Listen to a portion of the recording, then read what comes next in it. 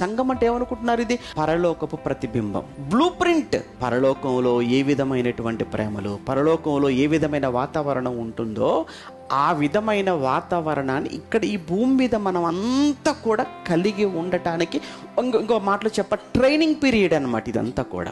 అవును, నువ్వు ఆర్మీకి సెలెక్ట్ అయ్యావు, ఓకే, ఆ తర్వాత సెలెక్ట్ అయిన తర్వాత నీకు ట్రైనింగ్ పీరియడ్ ఉంటుంది. అలానే అవును, పరలోకానికి నువ్వు అర్హుడు అయ్యావు, కడిగేసుకున్నావు నీ జీవితాన్ని.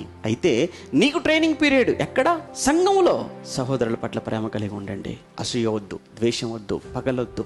ఒకరినొకరు సహకరించుకోండి, ఒకరినొకరు భరించండి, నిజాలు చెప్పండి, అబద్ధాలు చెప్పకండి, ఎవరిని మోసం చేయకండి, ఎవరిది ఆశించకండి.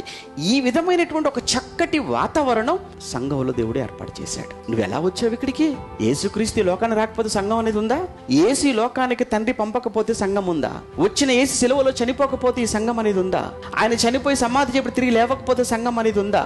ఆయన నిన్ను నన్ను మన అందరినీ లోకాన్ని అంతగా ఎంత ప్రేమించాడో, సిలువలో వేలాడిన, సిలువలో చనిపోయిన ఒక్కసారి యేసుక్రీస్తుని చూడు. అంత ప్రేమను నీ పట్ల నా పట్ల చూపించి కార్చినటువంటి ఆ రక్తపు బొట్టు, ఆ రక్తానికి నిదర్శనంగా, సాక్ష్యంగా సంఘం అనేదాన్ని ఏర్పాటు చేసి ఈ సంఘంలో నిన్ను సభ్యునిగా నిన్ను చేర్చితే ఇక్కడికి వచ్చి నువ్వు ఎలా బ్రతకాలో తెలిసి కూడా నువ్వు అలా బ్రతకటం లేదు అని అంటే నువ్వేమైపోతున్నావు దేవుడికి?